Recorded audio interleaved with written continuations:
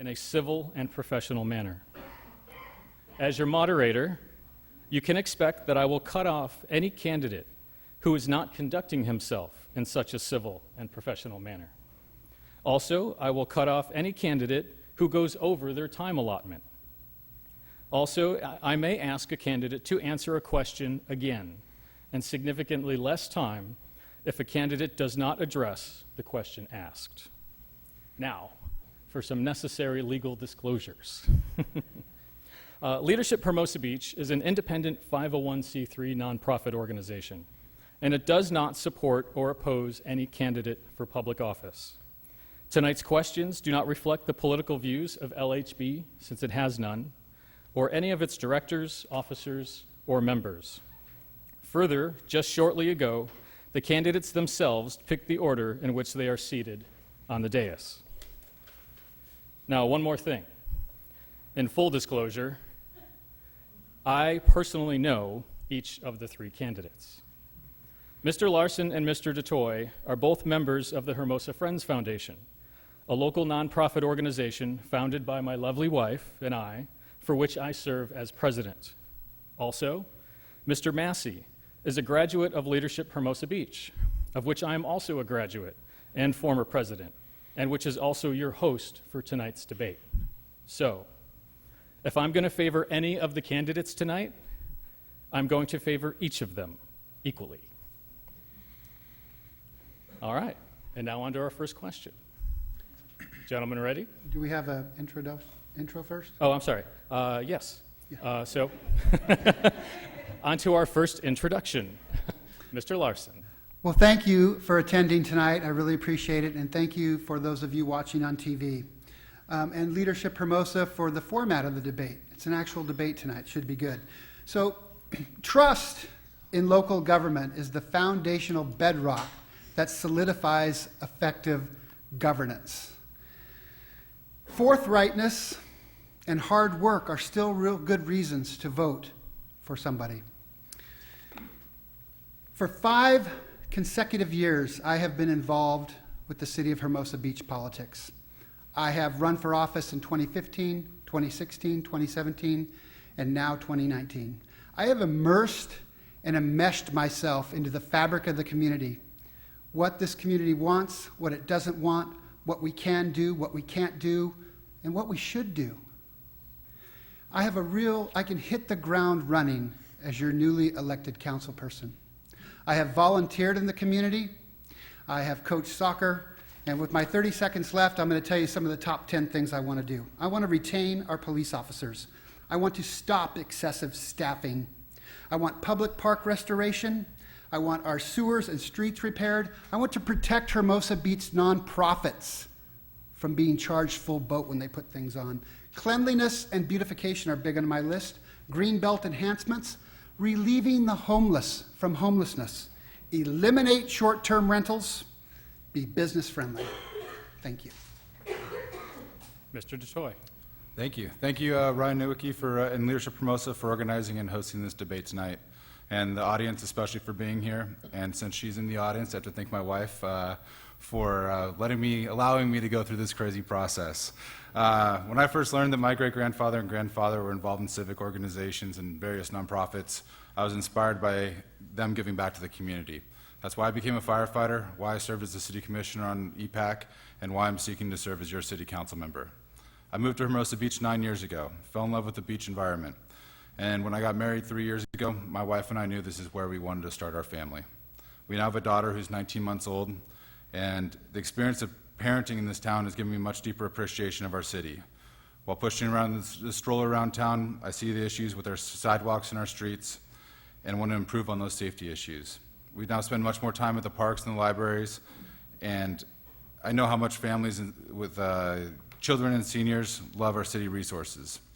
On a professional front, I'm a firefighter for the city of Riverside. I have a long commute, but every time I come home, I'm reminded how much I love this city. I have a bachelor's degree in finance and a master's degree in public administration. I'm a fiduciary trustee of the Southern California Firefighters Benefit Trust with $45 million in assets under management. If elected, I will use my education and experience to strengthen the city's fiscal profile. I've shared with you what motivates me to run for city council and why I believe I'm prepared to focus on the most important issues facing the city today. I look forward to discussing more topics tonight and listening to your biggest concerns. Mr. Massey. Ryan, thank you. Thank you, everyone, for being here. Thank you to Leadership Hermosa for putting this on. I am one of your city council members. My wife Jen and I grew up in Southern California and chose to raise our family here in Hermosa Beach. We care about the city for our family and for yours. Working together over the past 4 years, we've accomplished many things. We've improved your quality of life. We've finished South Park, built the 8th Street Safe Route to School, re-roofed and remodeled the exterior of the community center. We have worked with the school district to get North School underway, and we are currently rebuilding the fire station to provide permanent quarters for our firefighters. We've protected you and your family. We permanently eliminated all of the oil company's residual oil drilling rights that remained after Measure O. We brought in LA County to solve problems we had with overtime expenses as well as coverage gaps in our fire service. We have improved the capabilities of our police department by fully staffing patrols, reopening the downtown substation, working with our partners from the Alcoholic Beverage Control Commission to the businesses themselves, all to make downtown safer. It's a completely different atmosphere than it was 5 to 10 years ago, according to the acting police chief. We've balanced the budget, filled the rainy day fund, and reduced pension and health care costs. There is a lot of momentum in the city, a lot of big projects on the horizon. We want to continue the momentum. That's why I'm running for re-election. I respectfully ask for your vote. Thank you all for being here. Thank you again, Ryan, for having us. Great. Thank you all. Are we ready for our first question? All right, we'll start with Mr. Larson. Public transparency. Political activism is welcomed in the city of Hermosa Beach, and we are fortunate to have many residents, including many in this room tonight, actively engaged in city affairs. However, at least one group of local volunteers has recently been criticized for trying to influence city officials in non-public online forums. As a city council member, what steps would you take to ensure that transparency of city business is maintained in order to ensure the public trust? Thank you for the question.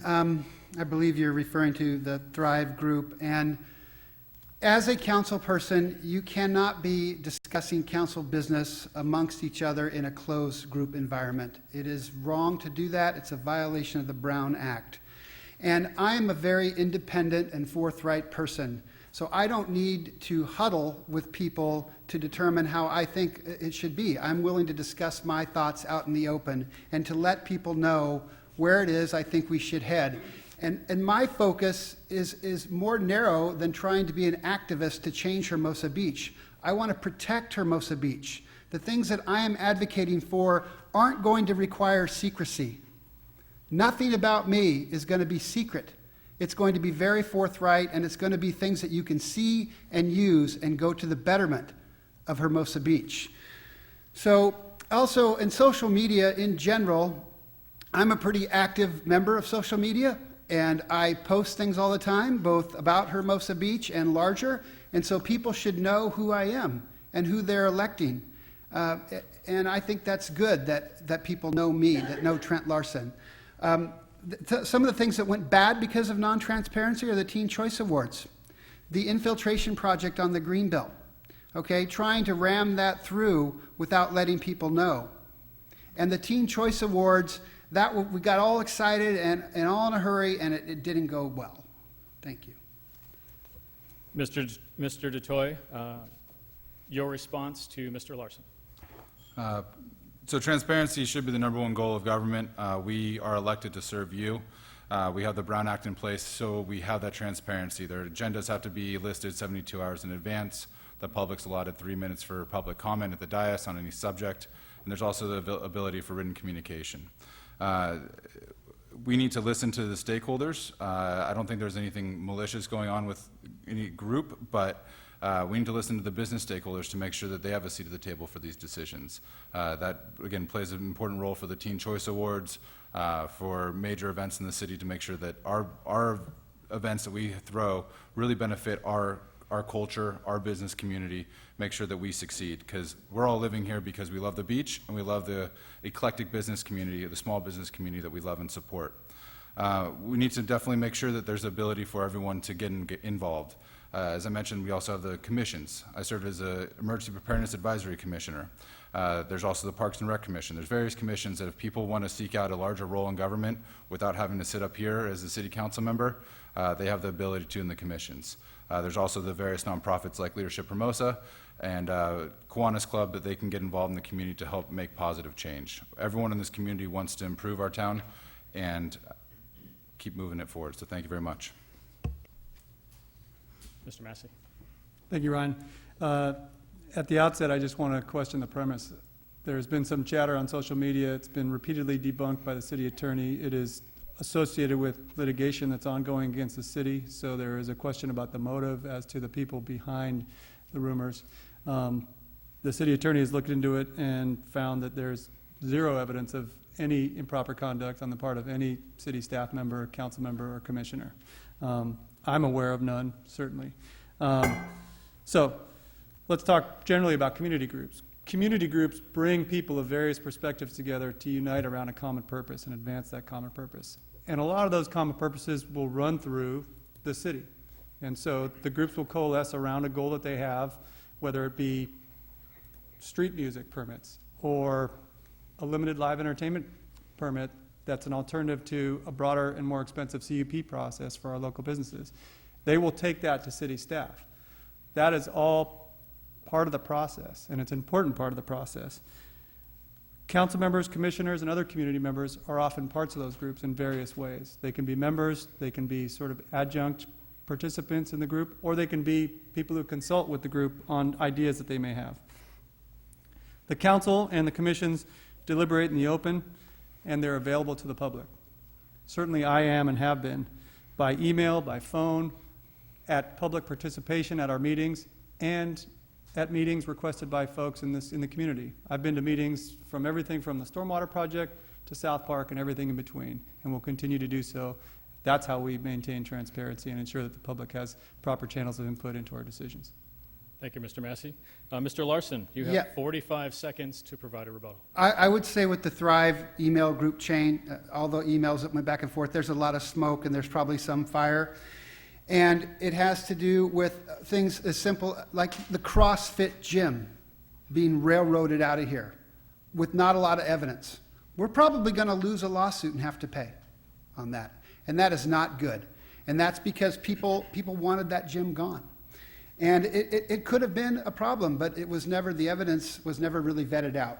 So you've got that. You've also got things like community choice aggregation, which I think the council's holding back from telling us. That's where we're going to become our own power company. And if you think the council up here is qualified to be its own power company, you're not. We're not qualified to do that. And you also have the Roma report talking about taking Hermosa Beach to one lane, one way. Mr. Larson, thank you. Okay, thank you.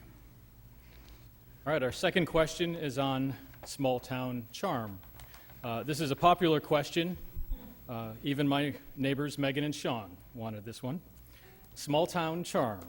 We'll start with you, Mr. DeToy. Development has drastically changed the look of Hermosa Beach in the last few decades. Old beach bungalows have given way to large homes and multi-unit lots, and several large hotels have been built or are being planned for our city. These developments have divided many in our community. How do you think that the city of Hermosa Beach can retain its small town charm while at the same time encourage new business in our city? Perfect. So I'm going to break that conversation into two different things. The first one's going to be the residential side, and the second one's going to be the business side. As far as the residential side, we can protect some of the, keeping some of the historic structures by actually keeping them historic if the property owners want to. I'm not in favor of big government saying what individual homeowners can and can't do to their properties, but giving that option to preserve their home historically is one of the options. The other way we can control growth is through our parking requirements residentially. I'm not in favor of changing them for residents. I think we already have a parking problem in this town, and we need to definitely control how many parking spots we require development in residential areas. As far as the business community, I've sat down and listened to what the business owners, and one of their issues is our parking requirements for any renovation or change of use for one of the commercial properties. We have a lot of historic buildings in the downtown area that are grandfathered into the parking requirements, and if they were to even simply tear down that same exact building and rebuild the exact same building, we would have to add 30 to 40 spaces. That's something that I am in favor of looking at, as long as the stakeholders, the residents, everyone has a seat at the table so we can discuss how we want to shape the city moving forward. Thank you. Mr. Massey. Thank you, Ryan. So we went through Plan Hermosa, and we talked in that process about historic preservation of culturally and historically significant residences in the city. And what was clear out of that process was that the community supports incentives for preservation as opposed to mandatory requirements. And so we need to make sure that we have the best possible suite of incentives. There are processes like the Mills Act, which provides tax breaks for folks who preserve historic properties. That applies to both residential and commercial. Tools like that are what we need to make sure we have in our toolbox so that folks who want to preserve a historic property can do so and can get some benefit out of the process. However, if folks want to take a historic property and redevelop it, then they're able to do that. That is their right. Which brings us to the discussion about hotels. So Strand and Pier is the biggest hotel project that's in the pipeline, as it were. We have the H2O Hotel on Hermosa Avenue, which is under construction at about 14th and Hermosa. Strand and Pier is a larger hotel. The property owner has the right to build a hotel there within the city code. There are a few things that they will need from the city in order to build what we've seen as their last proposal, but we haven't seen the environmental review documents in their current proposal. So we'll have to wait and see when we get that, what the decision is as far as that particular hotel. My sense of it is, if we were to allow a hotel at Strand and Pier, that's probably enough transient occupancy in downtown Hermosa Beach, so we ought to look at rules that are going to make sure that further development does not include overnight occupancy in the city. Thank you, Mr. Massey. Mr. Larson. It encompasses a lot of things, but for the businesses, we need to protect the businesses in Hermosa Beach by protecting the parking and not chewing it all up during summer events, such as happened during the Teen Choice Awards. Our businesses are competing against the likes of Amazon, which is very difficult. We also cannot move Hermosa Avenue to one lane and have a 20-foot sidewalk. That will really bottle up the downtown and it'll push cars up into the neighborhoods, and that will effectively really dampen our small town charm. As far as building McMansioning Hermosa, those are individual property owners and they have a right to do that, and that is probably going to continue. But we could have helped the renters in this town by not putting in short-term rentals. We're allowing now short-term rentals in the business district in the town, and my hunch is that that's going to spread because it's very difficult to stop. And that forces out the renters in our town, and it's not good. The Strand and Pier Hotel, it basically has gone dark. It's in real trouble. I mean, they bought that hotel, that land, with the idea that they were going to get the alley and 13th Court. And I think there's a lot of people in town that do not want to give up that alley. They want to keep that Pier Plaza open and have a throughput for pedestrians. So the Strand and Pier needs to figure out a different way to get their parking requirements done and to make that hotel work. I really fear for that not going through. And I want to see the Strand and Pier built because I think it'll bring the right kind of crowd downtown and it will give us income tax. And also, the public library, we could take that to historic preservation. There's no need to rip that down and build a new one. We could make it much better, re-gut it, and new innards in it. Thank you, Mr. Larson. Thank you. Mr. DeToy, you have 45 seconds. I know the city right now is going through a parking plan study right now. It's been presented to City Council. They have not voted on it. They have a business stakeholder meeting. I think it's really important because now we are getting the businesses to sit down at the table and give their input. As far as the library, I said it a little bit differently on Mr. Larson over here. As a father to a young daughter that goes to the library quite a bit, that library was last renovated 20 years ago, and we need to definitely get a library for the next 20 years. We need to work with our LA County supervisor to make sure that we have the proper funding, since it is a LA County branch, for the renovations. Thank you. If anybody else has a cell phone, would you please silence it? All right, on to our third question. We'll start with Mr. Massey. On capital improvement projects, you all have provided long lists of worthy capital improvement projects that you desire to see happen while in office. In a perfect world, the city could adequately fund all of them. In anticipation of an economic downturn that may very well happen within the next 5 years while you are in office, what important city projects would you delay in funding and choose not to do, and why? I'm not sure I have an answer for you because I think we're in good financial stead in terms of being able to weather a recession. So we have balanced our budget and filled our rainy day fund. And we've also reduced our pension and health care costs. So we've capped the city's contribution to employee health care, and we're also putting aside money beyond our contribution to our pension obligations in an interest-bearing trust fund that the city controls, so that if CalPERS comes to us and asks for a higher contribution, we're set with some money socked away to do that. We already have funded a great deal of projects that are in the pipeline, one of the most important being the city yard.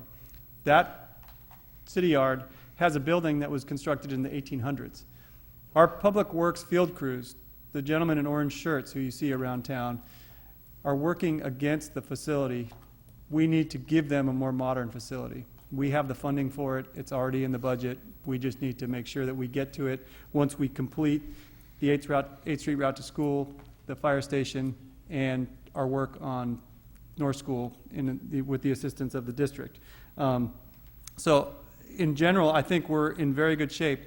I will also point out that 4 years ago, a group of citizens, including myself, put Measure H on the ballot, which raised our transient occupancy tax, or our hotel bed tax, from 10 to 12%. The City Council has now done that again in this election cycle, so we'll have the opportunity as voters to vote on whether to increase our transient occupancy tax from 12 to 14%. That is a tax on visitors to the city and helps us pay for not only infrastructure, but also all of the public services that our visitors use. Thank you, Mr. Massey. Mr. Larson. Capital improvement projects are sorely lacking in Hermosa Beach, and we've been negligent in putting them through in the past decade. And it's good to see that we're moving in that direction. And so I would not sustain any of our capital improvement projects because if you look at the projections of Hermosa Beach's revenue, most of it, the top line of it, comes from property taxes. And nobody gets price increases in business like city government. It is baked into the cake and there's no way out of it. Every year your property taxes go up. And every time we sell a house in Hermosa or build a new one, it's a windfall. So you can watch that line go up and it's obvious. So we're not going to cut back. We're going to fund our police officers. We're going to retain good police officers because we lost them. If we're going to cut anything, we're going to cut city excessive staffing.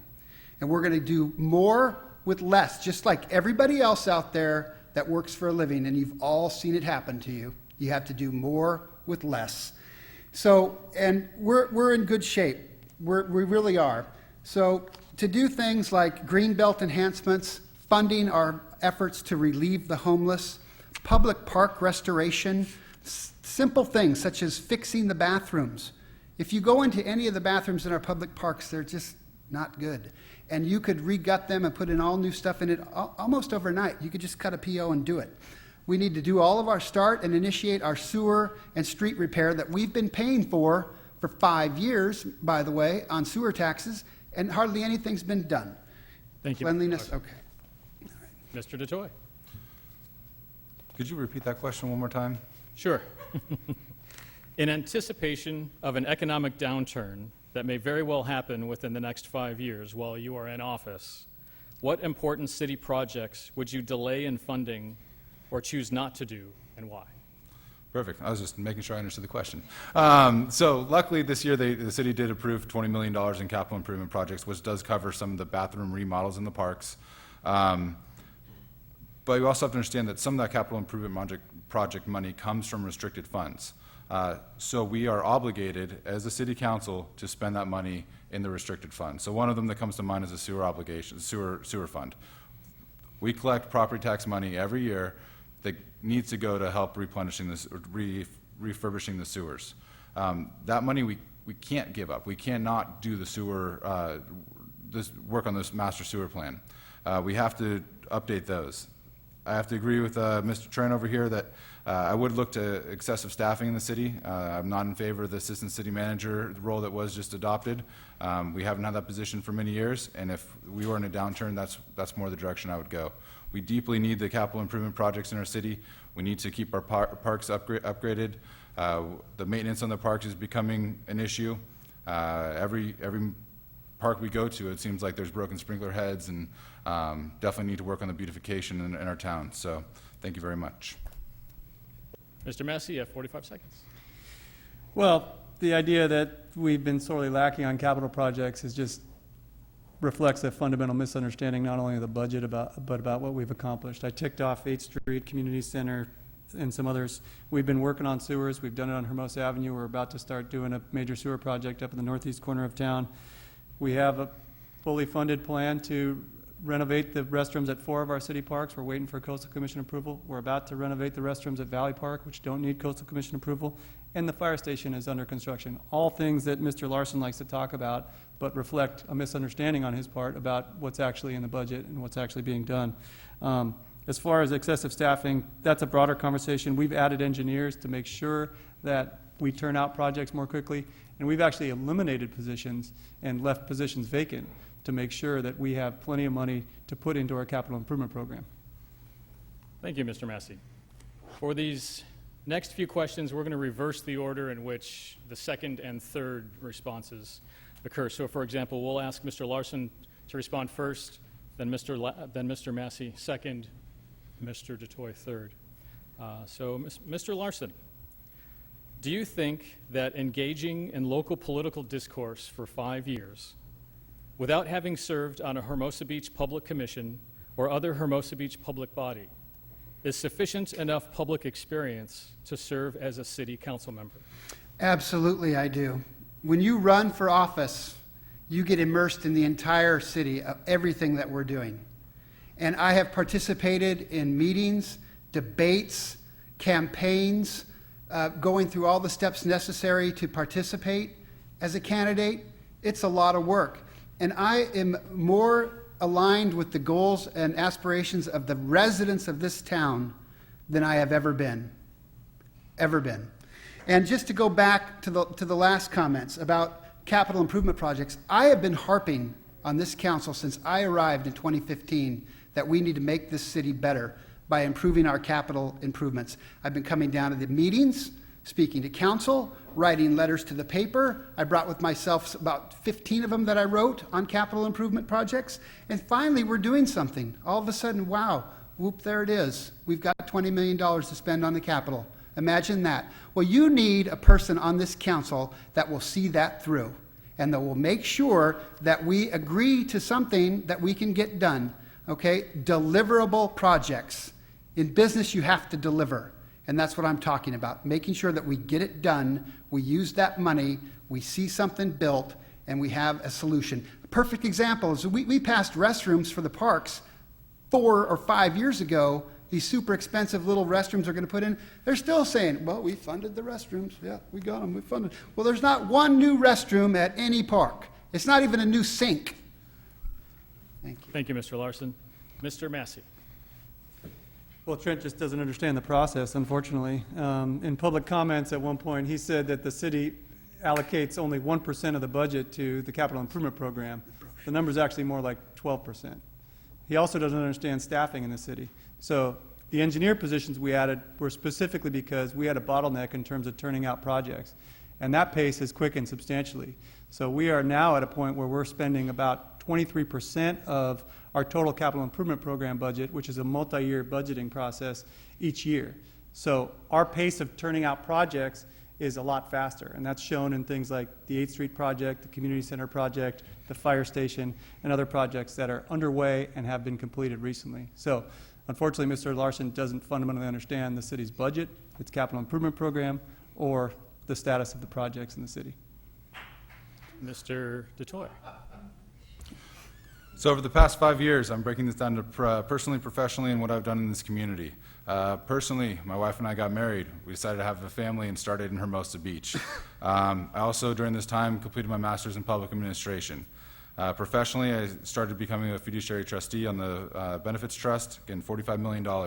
It's roughly the same size as the budget of Hermosa Beach. I feel very comfortable working with those types of numbers and making sure that we use the tax dollars in an efficient and effective manner. And then, as part of the community, I served as Emergency Preparedness Advisory Commissioner. With that, I focused on business preparedness. I created a little handout because my passion is our local businesses. 40% of our businesses, or 40% of businesses, don't reopen after a natural disaster. We're going to have an earthquake in this town. It's not if, it's when. So I want to make sure our local businesses are prepared. That was my focus on emergency preparedness. And I want to make sure that as a city council member, public safety and emergency preparedness is thought in every single decision we make. Thank you. Mr. Larson. What I do understand is how to get things done. And what I've seen, and I don't understand, is why we don't get anything done. We keep talking about it. We keep saying we're funding all these things. Look, there's a trifold. I wish I had it with me. It says the 2019 budget, we spent 1% on capital. And then there's a little sidebar over here that says, oh, we got 20 million planned. Where that 20 million, it just came out of, I don't know. But I'm glad we got that 20 million planned, and I want to see that $20 million spent. But it just sounds disingenuous to hear that. Look at the Clark building. Beautiful building, great place for us to have community meetings. The kitchen doesn't work. The kitchen in the Clark building doesn't work.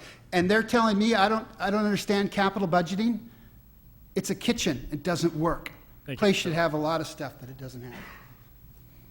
For this next question, we'll start with Mr. DeToy, then go to Mr. Larson, and Mr. Massey, and then back to Mr. DeToy.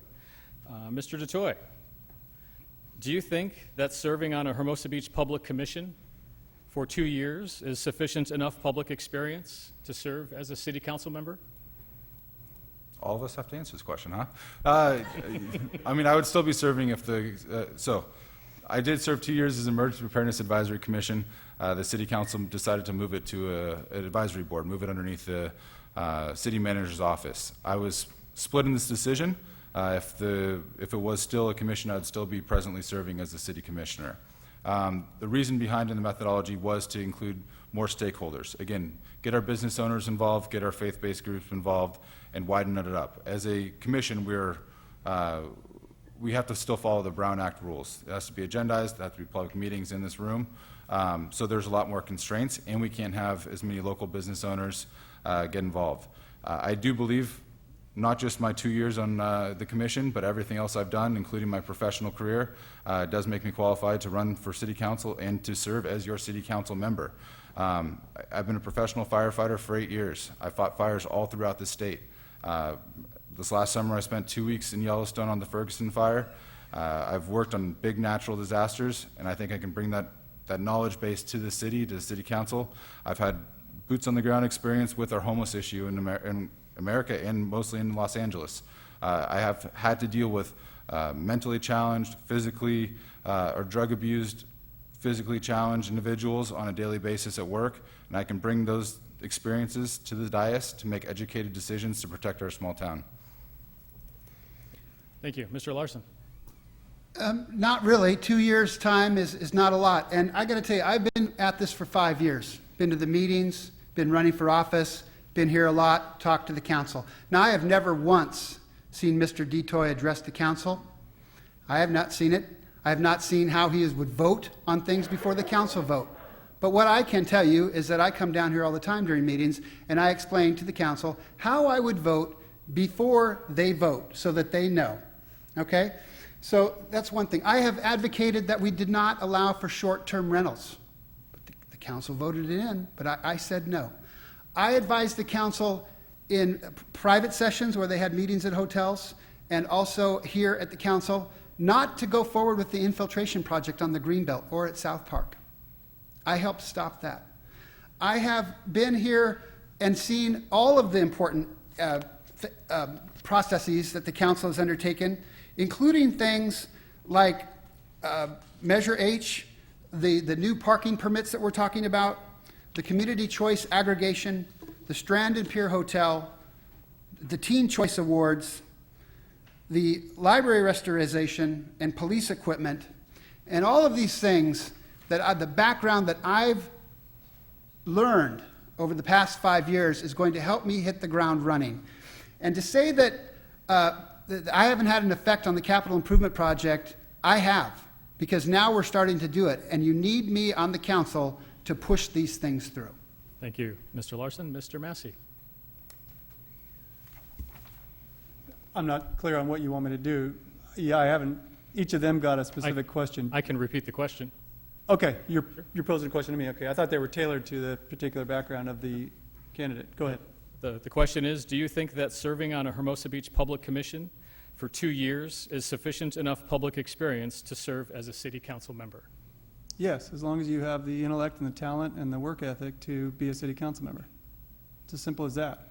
I mean, there are a lot of talented people in this community who can serve on the city council. All you have to do is be willing to do it. Be willing to work to get elected, be willing to roll up your sleeves and solve problems. So if you can do all those things, and I'm confident Mr. DeToy can, you can be a city council member, and a productive one at that. Mr. DeToy, you have 45 seconds.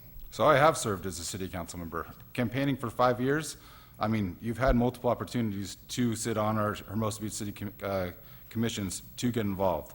The reason why I can't necessarily be at all our city council meetings is because I have a daughter. I also have a wife that works full-time. She's a physician assistant, and she serves our community just like I serve my community being a firefighter. Running for city council, I don't think it'd be advised if I left my daughter unattended at home. I'm pretty sure there'd be probably a bad newspaper article about that. That being said, I do watch every single meeting at home or when I'm at the fire station, making sure that I'm up to date on any information or decision-making that the city council provides. So that is a reason why I can't necessarily voice all of my opinions at the city council meeting. That being said, because all the emergency preparedness commissions are Brown Act, you can pull up any video that I was in the meeting and you can see that I was here. Thank you. This next question, we'll start with Mr. Massey. Mr. Massey, you often speak of your past political accomplishments in the plural by saying that we have accomplished certain things, presumably meaning we as a city council.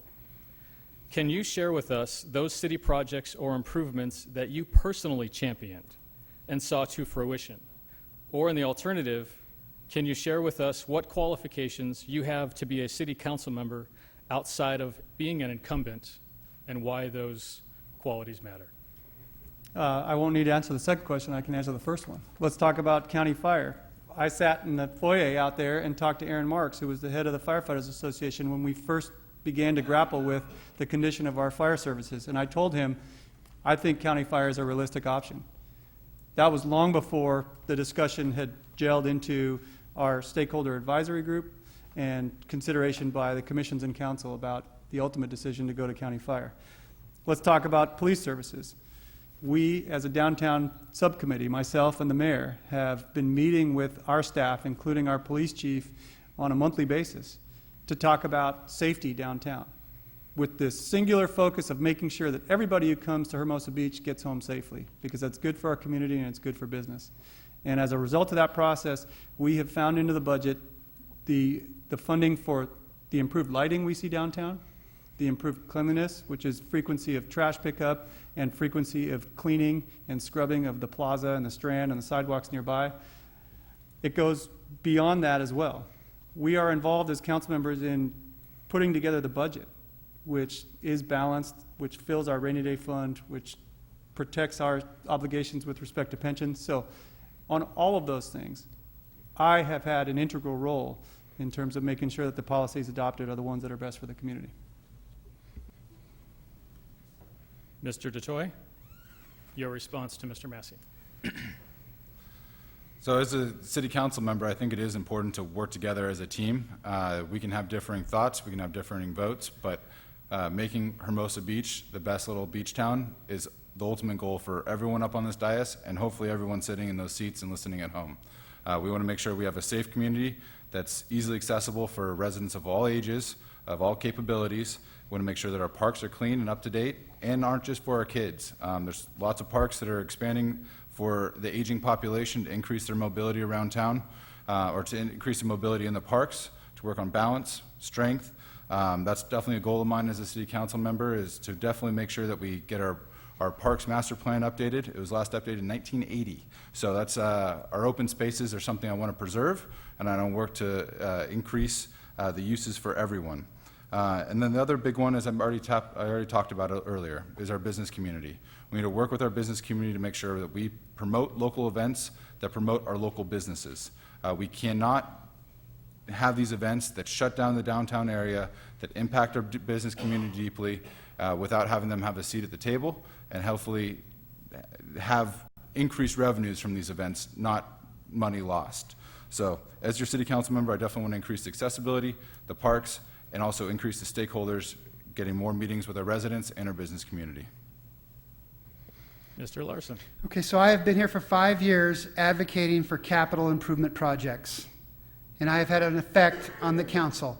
I praised the council and pushed the council for 8th Street. And it took some courage there because there was some disruption, but it's a lot better. And I would say that in other areas of our city, there are streets that could use some similar TLC and love. And 24th Street is a big one. It's going to be a safe route to school. When North opens, there's a lake at the bottom of it when it rains. There's infrastructure projects that need to be done along Ardmore when it rains, like infiltration, that we could capture our own stormwater and not have to go through this big project that we tried to put through on the Greenbelt into South Park. I advocated for more city cleanliness, like Dr. Jordan Peterson says in his book, 12 Rules for Life. Clean up your room, make it beautiful, and then you'll know what to do next. I want this city clean and picked up, and it's respectable, and the people can see it. I advocated that we keep our fire here. I tried to save it, but it didn't work. But I am very worried about the police department, the way it's headed. Okay, we might be getting the sheriff's department if we don't turn things around, because we're losing staff rapidly. We just lost 2 officers and more to follow, and we're not being flexible. And it just doesn't sound right to me. I've been employed by the same company for 30 years in frontline sales. I have called on the who's who of Los Angeles. And now I call on the public sector, the biggest accounts out there in the public sector. So I am a loyal, high-value employee, and I will be a great councilman for the city of Hermosa Beach. Thank you, Mr. Larson. Mr. Massey, you have 45 seconds. Yeah, I'll just give 3 more examples of my personal involvement. I had the first meeting with the president of AVP in the process of bringing the AVP Hermosa Beach Open back, and I supported that throughout the process. I and the mayor insisted that the 8th Street Safe Route to School have sidewalks that were 48 inches wide rather than the minimum under the Americans with Disabilities Act of 36 inches, because we knew we wanted pedestrian-friendly sidewalks. And lastly, when the city and the district were at a standoff with respect to traffic management around North School, the mayor and I were the ones who met with 2 of our counterparts on the school board and our respective staffs, and we sorted it out. And I was the one who did the bulk of the drafting of the MOU, where the district and the city came together to agree to jointly hire a transportation consultant and prepare a neighborhood traffic management plan to broker the differences between the folks who wanted that school built as soon as possible and the folks who wanted to make sure that the transportation demand was managed equitably for the neighborhood. Thank you, Mr. Massey. For these next few questions, we'll go back to the traditional format. Mr. Larson, then Mr. DeToy, then Mr. Massey, et cetera. This next question is on road diets. Urban planners generally agree that taking away vehicle lanes and adding bicycle lanes and wider pedestrian sidewalks is a good idea, but only if a community becomes more dense in population and there is sufficient public transportation. Considering the recent debacle on Vista Del Mar, do you generally support road diets and increased population density in Hermosa Beach? Why or why not? No, I do not support road diets, and that is a hard no. And I don't want increased density outside of what our city already allows for in Hermosa Beach. Roads and transportation and vehicles are the lifeblood of the economy. They do so much for us. We can't function the way that we live now in these big cities without really efficient roads. And we cannot be putting them down and narrowing them down. It does no one any good. It is putting a chokehold on our veins of life. It asphyxiates us. It is just not, it is a bad idea. Bad. It's going to bring stack and pack housing. It brings in trains where we get even more housing with less parking. And talk about preserving your small town character and your small town charm. This is one of the easiest things to disrupt that. And, you know, It could happen here. Look, there are people advocating for, up here, one-lane road on Hermosa Avenue with a 20-foot wide sidewalk. What do you think that would do to the traffic, pushing it up on Manhattan and Monterey and going through here and honking and people getting frustrated? So no, the roads need to stay open. They need to be fixed. The roads need to be repaired. They need to be painted. They need to be maintained. And we need police officers there occasionally to give people tickets who run stop signs. Thank you, Mr. Larson. Mr. DeToy. I'm not in favor of road diets, but I am in favor of keeping our pedestrians and our cyclists safe. Cars have increased in size, our roads have not. We live in an old community where these roads are zoning and has been from many years ago. We need to make sure that our kids going to school, our young families pushing strollers, and the individuals in wheelchairs are safe getting around this town. Right now we have streets, major thoroughfares, that a person in a wheelchair cannot pass because of either power poles or street lights. That's unacceptable. I'm also against the increased density. We live in a 1.4 square mile town. We have about 20,000 residents. We're pretty dense. I would fight Sacramento to maintain local control. I am not against SB 50 and state taking over our zoning rights as a local city because we don't have the public transportation. If there's that discussion in other areas that the metro is going through, but we're not there. We're not that city. We definitely need to maintain our local control, and we definitely need to make sure that our bikes and pedestrians are safe getting around our town. Thank you. Mr. Massey. Thank you.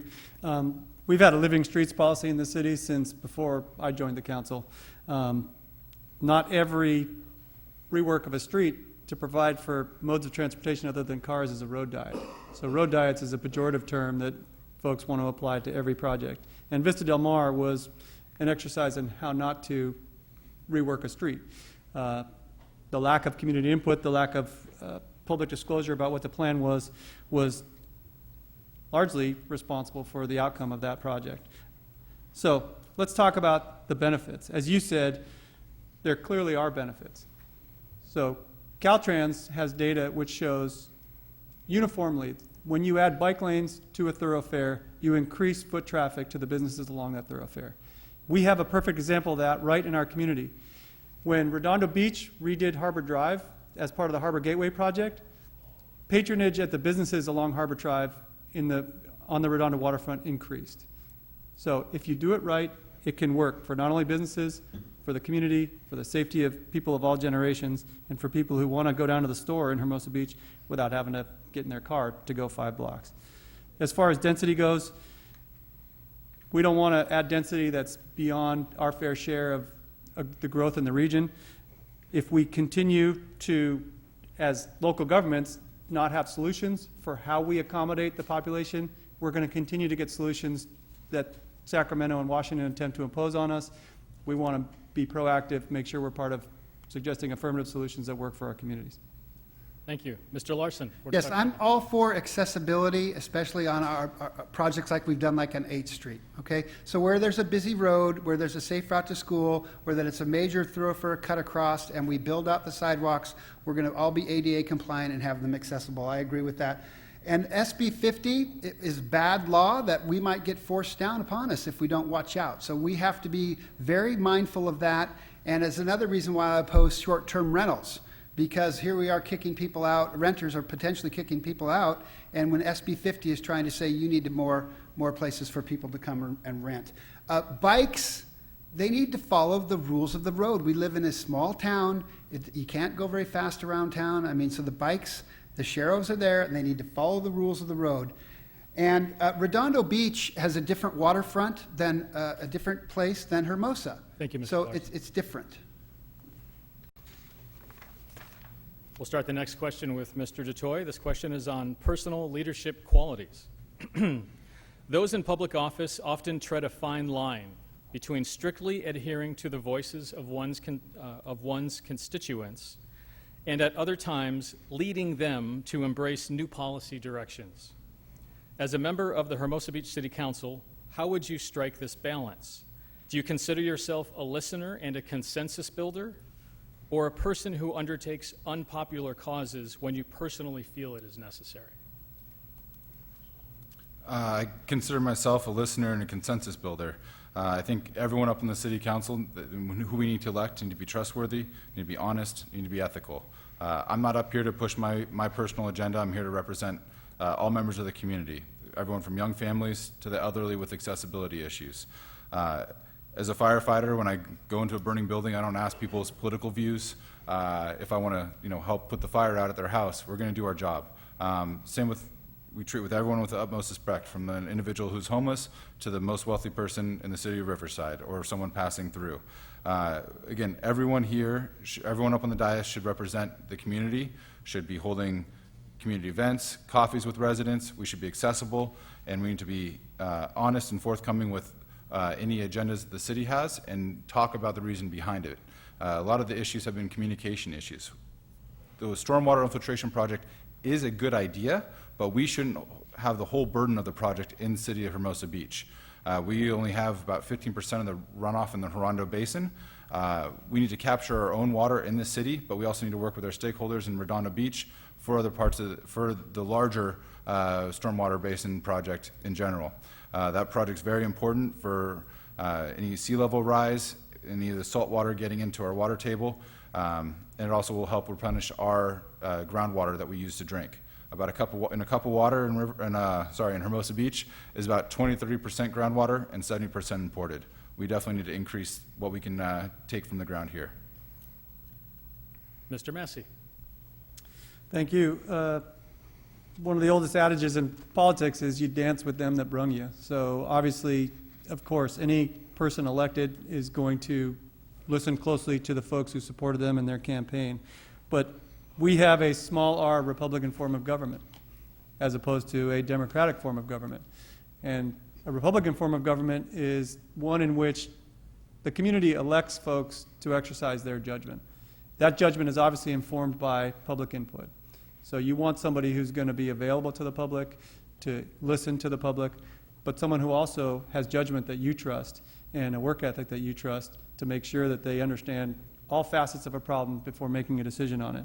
So ultimately it comes down to there are times when you have to lead and there are times when you have to listen. And the judgment to know when to do one or the other is part of what makes a good council member.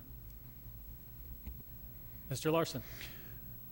I do a lot of listening in my daily job, and I've become a very good listener over the 30 years that I've been in the field. I not only listen to what people say, I listen to people how they say it, and how many times, and what the bulk of the majority is saying and what they're not saying. So listening is a skill that I can attest that I have. So I listen to the people. I'm also a consensus builder. I'm a centrist in almost every regard, and I'm trying to pull the town together so that we work for the betterment of Hermosa Beach. It is why I'm so focused on capital improvement projects, because those are things you can see and you can use and you can look to and say, that's where my tax dollars went. Look what we got. It's nicer here. It's better. And you know what? We're the hardest working people in the world, and we deserve to have first-class public facilities. Now, as far as things that I would disagree on, and like I say, I've been active for 5 years, so I've actually showed up and talked to council. I was very agitated when we spent $850,000 this year and every year after on brand new payroll and tied it to nothing. It was tied to absolutely nothing that was written down that said that these people are going to do. When I complained, and I did, $200,000 for a new city manager assistant, and the response I got back was, well, that's normal pay. That's what we pay, assistant city managers. Well, anybody who's working in the private sector right now that's not a senior executive leadership position isn't making anywhere close to that. And the risk that you take is tremendous, and you do not get pensions, all right? So the people Larson. are paying the freight for this. Mr. DeToy? Sure. 45 seconds. Just to build on that, I think that you also want to elect someone with the professional experience, the education, and the mindset to help lead the city and have you sleep better at night. 80 to 90% is my estimate of decisions that the city council votes on where there's no public comment. The council meetings I do watch at home or at work, about 9 o'clock, it seems like a lot of people aren't there to talk about any decisions after that. So again, they have late meetings till midnight, and I'm excited to be a part of them when I get elected to city council, and just know that public safety is going to be in every single decision I make, making sure the public's safe and making sure that our tax dollars are spent efficiently. Thank you. This next question is on personnel management. Our recently retired police chief, Sharon Papa, in selecting residents to serve on the Community Police Advisory Board, purposely selected residents who both shared her opinions on community policing, as well as those who had opposing opinions. She did this in order for the public board to have a diverse set of viewpoints, presumably to represent everyone in the community. As a city council member, you will be in charge of selecting commissioners and members of various advisory boards to represent the residents of the city. Do you think it is good policy for city commissions and boards to be made up of a diverse set of viewpoints, even if they may not be your own? And if so, how will you ensure your thoughts are implemented? Mr. Massey. Yes, of course. And I'm just going to quickly answer this by giving you a recent example. As part of the process of developing the Neighborhood Transportation Management Plan for North School, the memorandum of understanding between the city and the district calls for the creation of a stakeholder advisory group. Anybody who's been paying attention to the issue knows that there are convictions on both sides about how that should look. There are folks who are very concerned about managing traffic. There are folks who are very concerned about getting the school built as quickly as possible. Managing that and putting together a stakeholder group that has input into the process that gives a very rounded, well-balanced view of the two sides or the multiple facets, the multiple sides on the issue is important. So I was part of a small group of people, 2 school board members, 2 city council members, and staff who sat down with all the applicants that had applied, and we put together a stakeholder advisory group specifically to reflect a diversity of views on this very important issue. And that's exactly the way that I handle those types of decisions. Thank you. Mr. Larson. Yes, it is very important to have different experiences, different opinions, and different people on our commission so that it reflects Hermosa Beach. That's very important. What I'm looking for in somebody is that they are independent-minded, critical thinking, clear, conscious, have a morality involved in their decisions, and are looking to make Hermosa Beach better. People that want to come to agreement. They're looking to their fellow commissioners to find solutions that we can implement, meaning that they're deliverable, that we just don't kick things down the road over and over again, or we talk in circles amongst ourselves about things that we'd like to do but can never get done. And the bathrooms in the park are a perfect example. It's been 4 years or longer that we said to have these little bathrooms in the park, and it's still like out there and not getting done. What are we going to do about it? So I want people who are industrious, who can have a vision for what they want, who can articulate it, and who will work together to come to conclusions, because when you're up here in this position and you're elected or a commissioner, it's not your stuff. It's for everybody else. You have to look to the greater good. You have to get outside of yourself and put yourself in a position where you are advocating for the greater good of Hermosa Beach. And I am able to do that, and I want people to do that as well. Thank you. Mr. DeToy. Absolutely. I think Chief Papa was definitely right in her decision to have that different viewpoint. When I was studying get my master's in public administration, one of the key terms that I thought at government should always do is incrementalism. To be fiduciaries and be good owners of the taxpayers' money, we need to slowly change what we're doing. And to have that slow change, you need to have both sides at the table, both differing viewpoints, and having that good, healthy discussion. To reflect anything in the community, to keep the community moving forward, we definitely need to have different beliefs, whether it's religious, if you want to go big picture or small picture on any of the topics in town.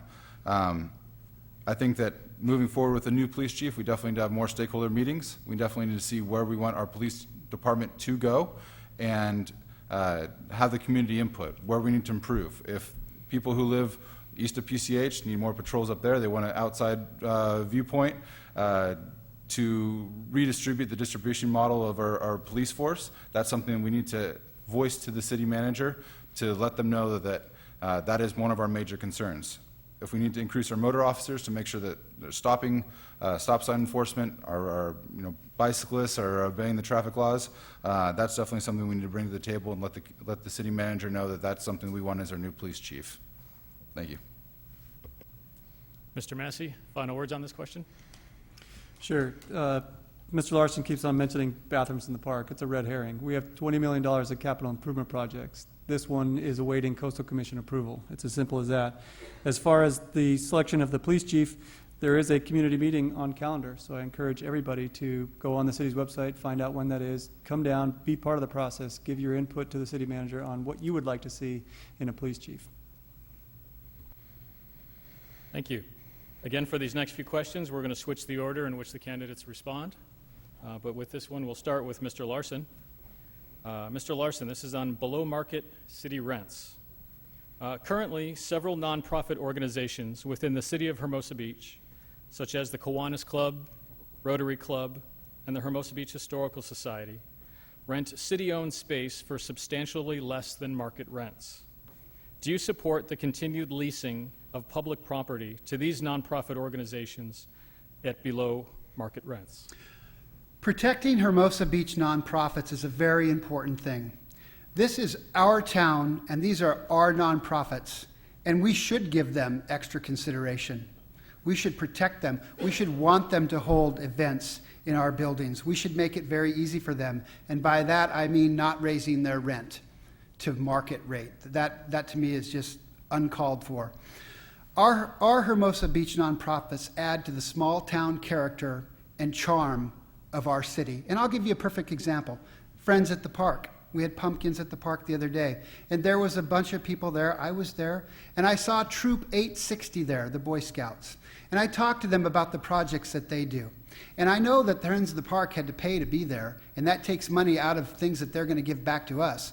But that Troop 860 had a lot of great ideas. They fixed up the corner of 14th and Prospect with roses already, and now they want to help on the Greenbelt, and they're getting a lot of pushback. They want to do butterfly gardens in the Greenbelt. They want to clear some upper trails and maybe do some birdhouses so we have more songbirds. But I'm stating it for protecting Hermosa nonprofits. I don't believe we should be charging them. Hearts of Hermosa, for example. We're charging them full boat, full freight to use a parking lot to raise money for the kids at our grade schools. Parents already pay enough taxes. They work hard enough. It's very difficult to make it, and we should protect them. Thank you. Mr. Massey.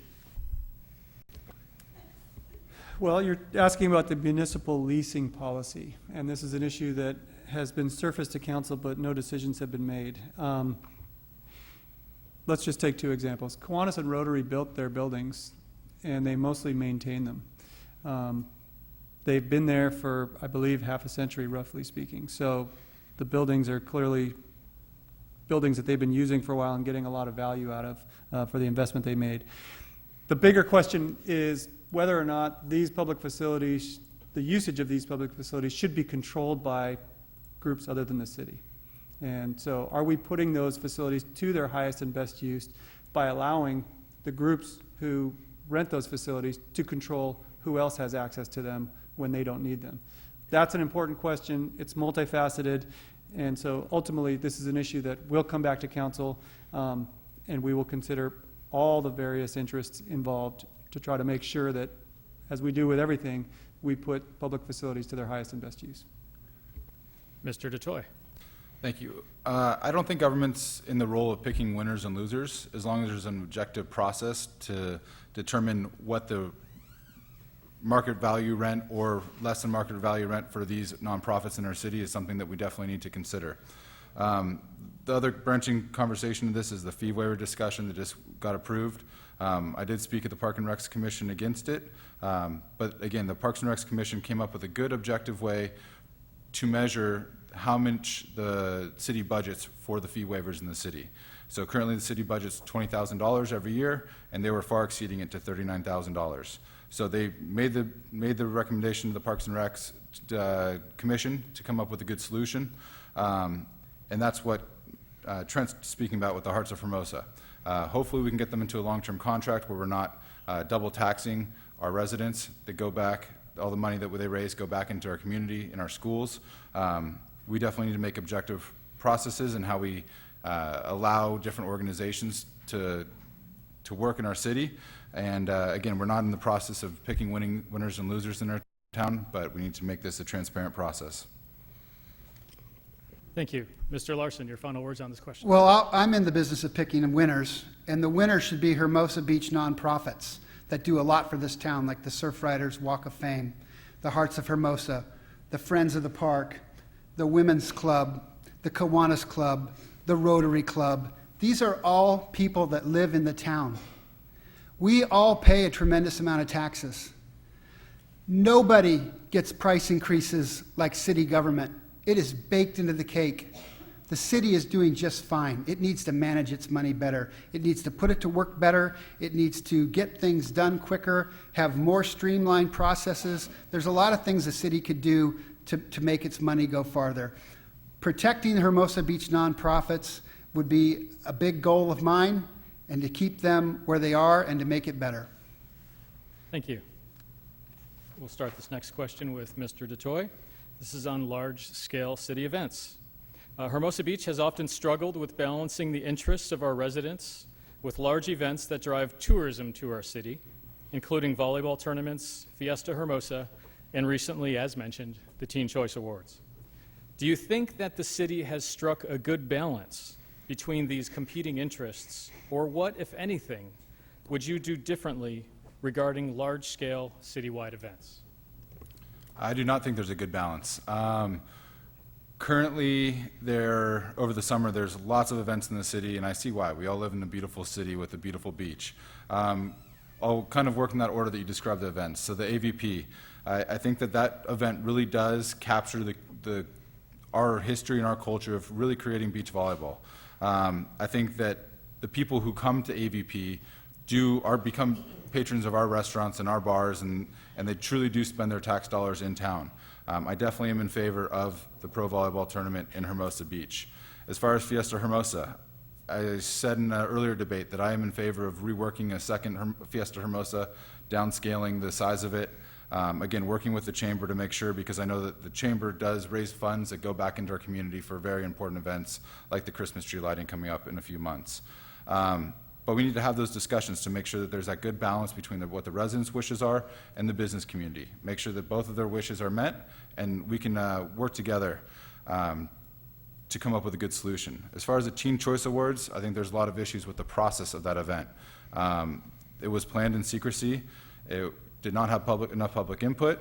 It did not go through the normal workings of the government, going through the commission to the city council. And that completely blindsided a lot of our residents and, more importantly, our business owners down on Pier. Shutting down the downtown area is not acceptable, and there would have to be massive changes for that event to happen in the city as the city council member. Thank you. Mr. Larson. The Fiesta Hermosa has served this community extremely well. It is a tradition of Hermosa Beach. It brings people from all around the area down to Hermosa Beach. And our business owners, by and large, like the Fiesta because it increases their foot traffic and their revenue. It's the start of the summer and the end of the summer. And it's a beautiful thing. And I've been going to it for years. The volleyball tournament is good too, because it screams beach lifestyle, Hermosa Beach, and the athletes that we've had here and that have done this their whole life. It's a great thing. Now, everybody knows the Teen Choice Awards didn't work out, okay? It didn't work out. I don't think it should come back. It's too hard for that company to put it on here. It's too much disruption, takes away all of our merchants' parkings, and we didn't really get any money for it. And so I would not advocate that we have that back, and I'm not sure they want to come back. The other thing, like the concerts on the beach, the free concerts, summer series concerts, we got rid of a great promoter that we had, and we let the beer garden come in, and we shouldn't have done that, because that damages our local businesses. The other thing is like the chamber with their fiesta, they fund a lot of the things that we do, like the St. Patrick's Day Parade. That is such a small town charm. That's how we keep the small town charm. We have to have some of these events, the tree lighting event. So the Chamber of Commerce and the fiesta, I believe, is beautiful. It should stay, and we should always just try to improve it.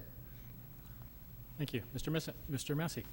Thank you. I just want to point out that the fee waiver policy that the city adopted, the council adopted the other night, does not allow events in the summertime, so between Memorial Day and Labor Day, to apply for fee waivers. And the whole purpose of that is to incentivize producers to schedule their events outside of the summer months when we have a lot of foot traffic from residents and visitors already. Your question was basically about large-scale city events. So ultimately, to simplify it, you want more events like AVP and less like Teen Choice. And that's not to say that Teen Choice could not work in the city, but the execution would have to be improved. And that may mean putting it outside the summer months. That's going to certainly mean shrinking the footprint of it in the load-in, load-out period. But these are all solvable problems, potentially, if we talk it through.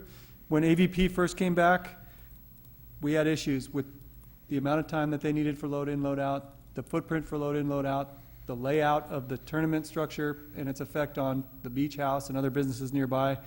All those things were worked out after year one, and it's been a resounding success ever since. So these are solvable problems. The Parks and Rec Commission has submitted to the City Council, and we have adopted a special events policy which limits the number of special events. So it is constantly a process of evaluating events, evaluating where we are, and trying to refine to make sure that we're capturing events that benefit the community, including the residents, visitors, and businesses.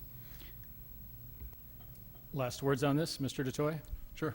As I said in the previous debates, as far as the second Fiesta Hermosa, I don't want not to have an event. I think we can rework it to a back-to-school event, have it be a celebration or something like that. I'm not afraid to have that discussion.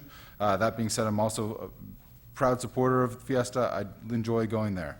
But we need to work with the residents. While I was out walking and talking to the residents, one of the things they discussed, those who live just east of the parking lot, where the beer garden is with the live music, is the music is blaring all day, and they have to keep their windows and doors closed.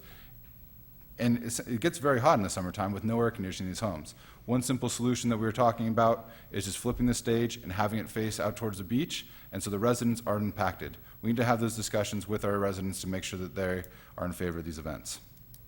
Thank you. This next question will start with Mr. Massey.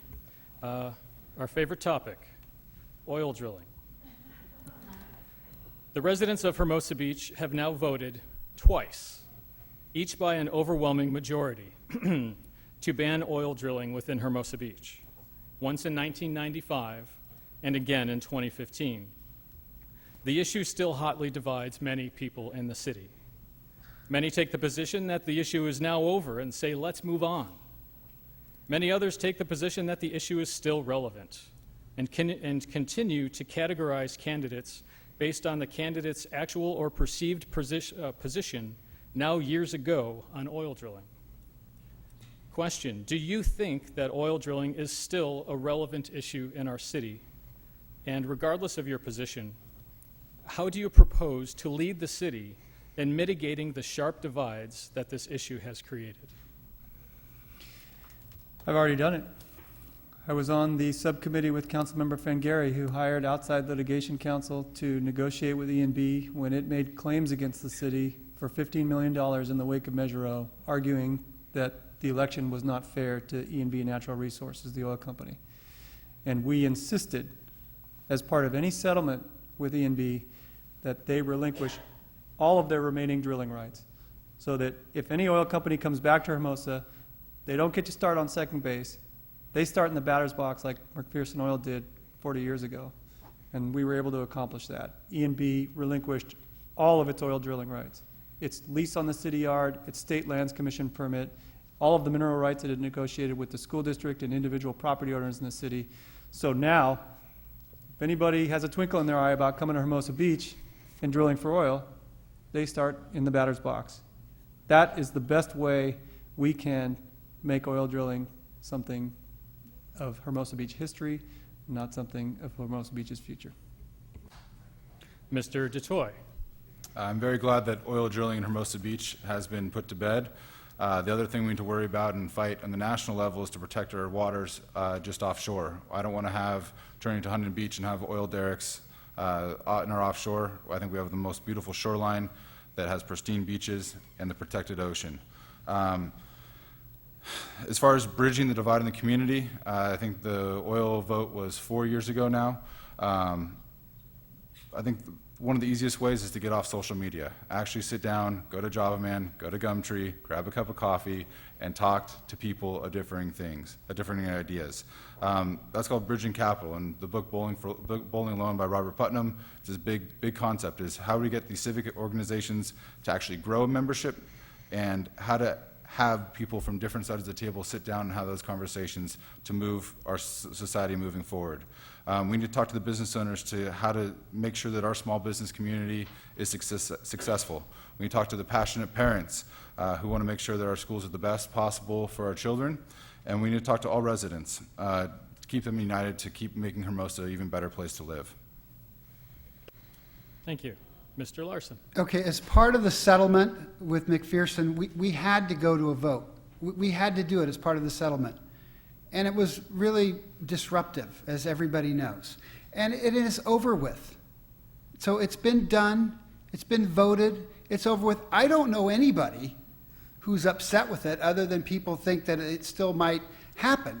But you've got to be crazy to try to come into Hermosa Beach and want to drill for oil. You're just not going to do it. It won't happen.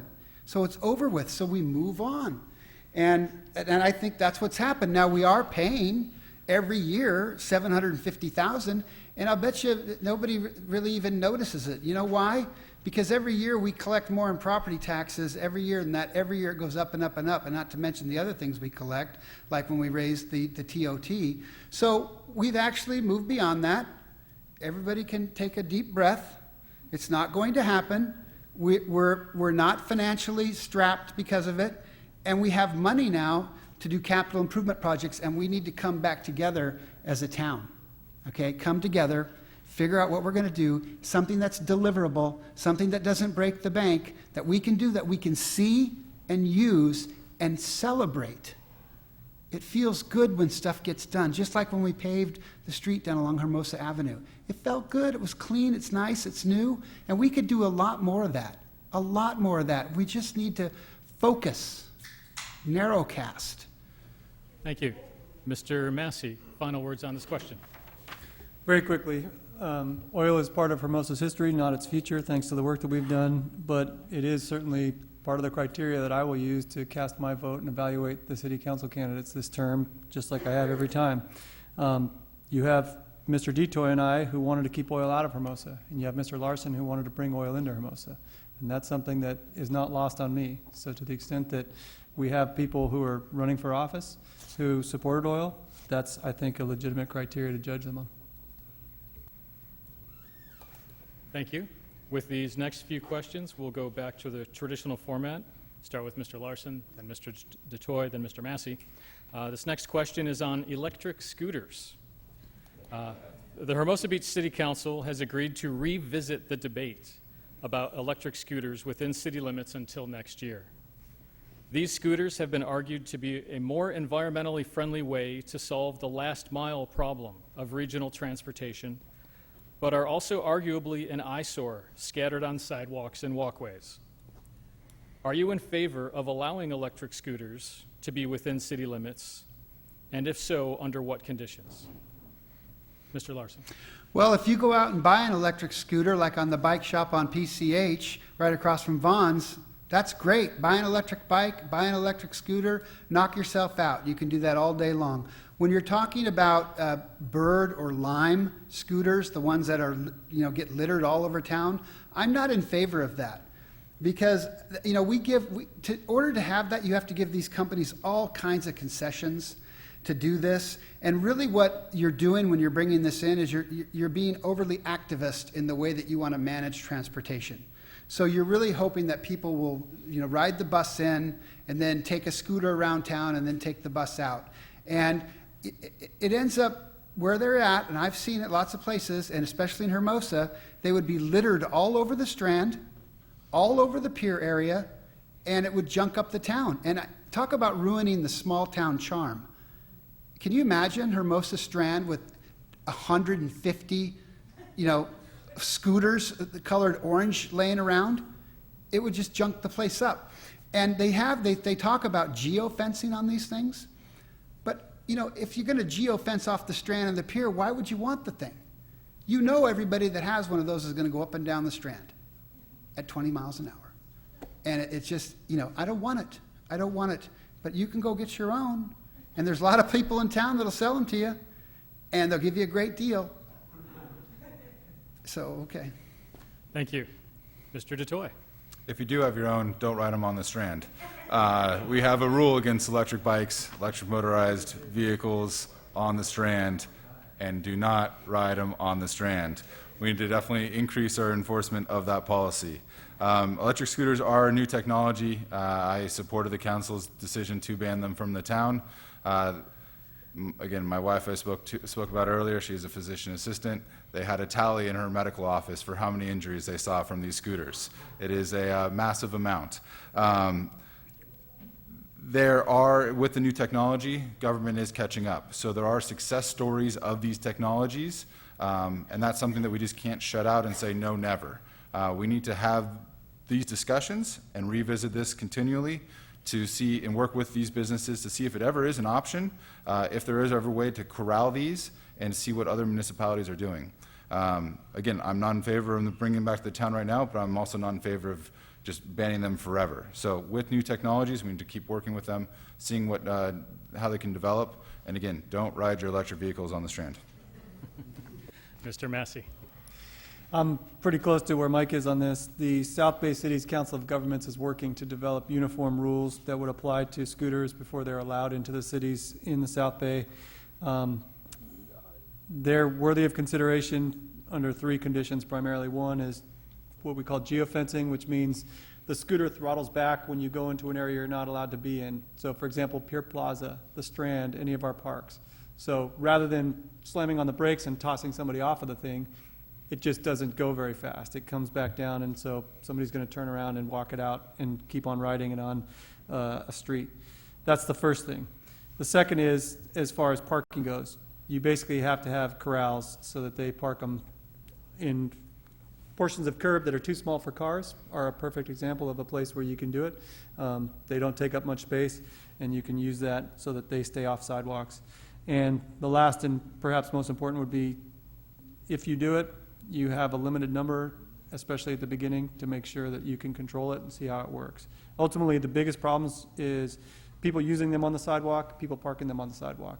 If you can control those 2 things through the use of the technology that they have, then they may be worthy of consideration. But it's something that the Council of Governments has to work through so that we have uniform rules for all the cities before they are allowed to operate in the South Bay. Mr. Larson, final words on this question?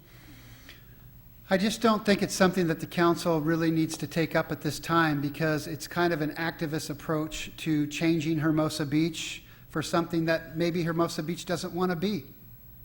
We're a small town here in a big ocean of city, and we have a lot of character and charm. And to have scooters running all over town colored bright orange or bright green, I think would not be good. It wouldn't look good, it doesn't feel good, and I don't think it's going to make the residents any happier. The residents aren't going to use these things to get around town. It's going to be the people who come into town and use them, and I don't think they have the same reverence for our town. So I'm leery of it. I'm lukewarm to cold on Bird and Lime. Thank you. This next question will start with Mr. DeToy. This is on city payroll spending. Hermosa Beach City Council recently voted to increase annual payroll spending by $850,000 on new city staffing, as we've heard from you all this evening. Presumably, over $200,000 of this will go towards a new deputy city manager position that the city has never before had. Further, we recently lost 2 police officers who took positions in other police departments, citing salary deficiencies in Hermosa Beach.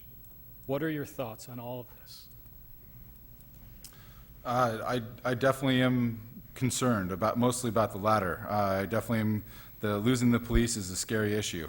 Right now there are 31 police that are on the floor. 2 of them are off on injury right now. So there's effectively 29 police that can patrol our streets. They're in active negotiations right now with the new contract. We are one of the lowest paid in the South Bay. It's definitely something that we need to address moving forward to make sure that our community is safe. That being said, we also have to work on a limited budget.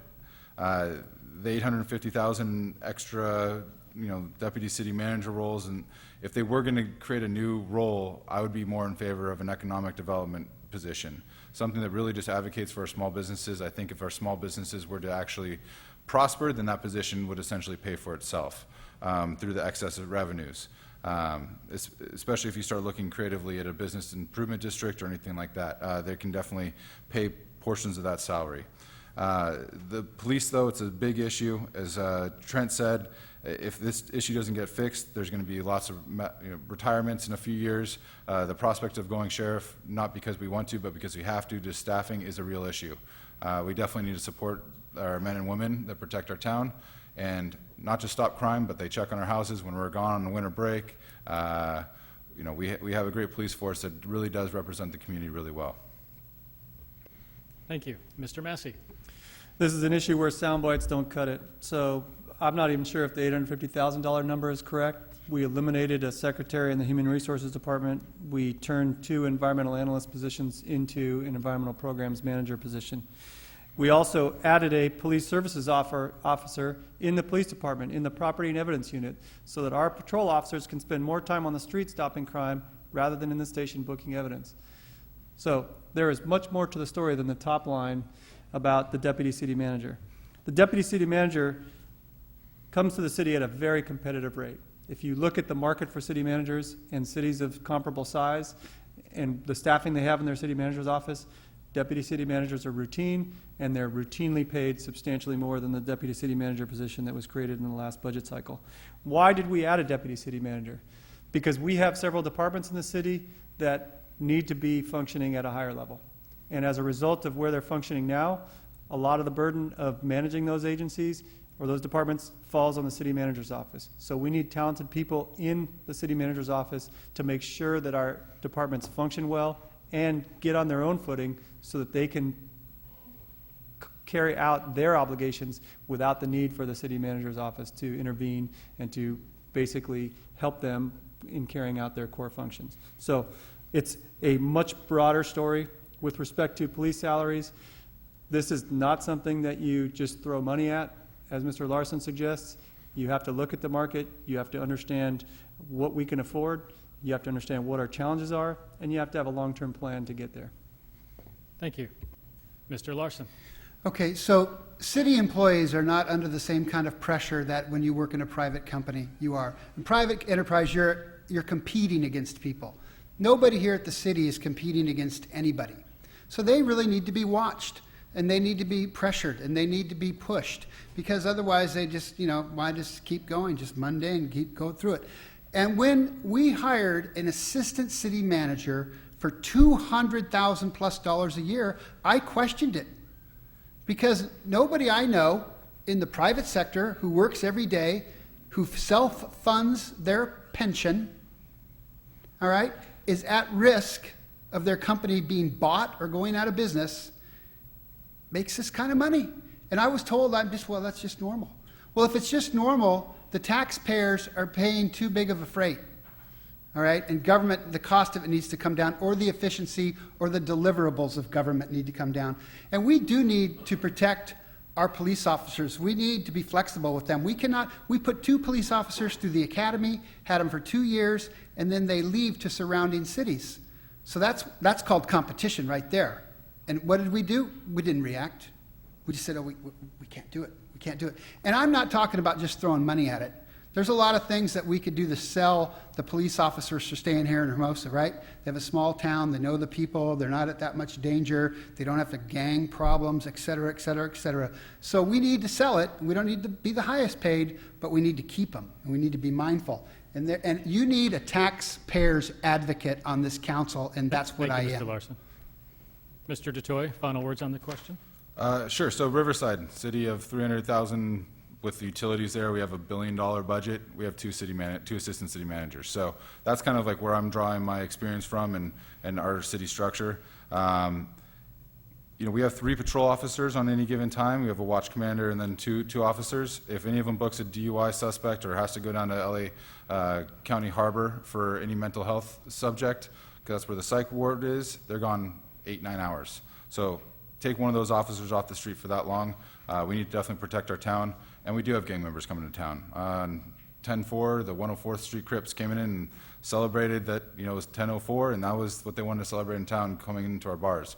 So if we don't have a police presence downtown, things can go sideways, and we need to protect our community. Thank you. This next question will start with Mr. Massey. This is on the El Segundo desalination plant. At some time within the next 5 years, during your term as a city council member, the proposed El Segundo desalination plant will become an increasingly hot topic for the residents of the South Bay, including Hermosa. What are your thoughts on the proposed El Segundo desalination plant? And more generally, what role should the city of Hermosa Beach take on large-scale projects in our neighboring cities?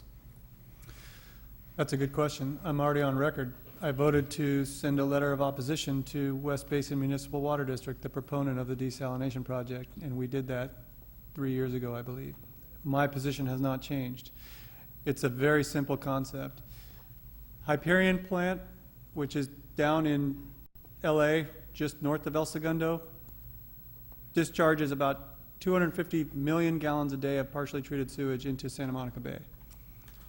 The LA County Sanitation District discharges an equivalent amount each day off of White Point in San Pedro, so off of the peninsula. So basically, we're dumping roughly 500 million gallons of partially treated sewage a day into the bay and off the peninsula. Until we recycle that water, which we have the technology to do, it makes no sense to build a desalination plant.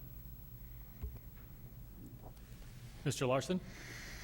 Okay, so the desalinization plant. Our oceans are getting cleaner and cleaner every day. Every day, because we do clean up the water pretty good that comes out of Hyperion and our other sewage treatment facilities.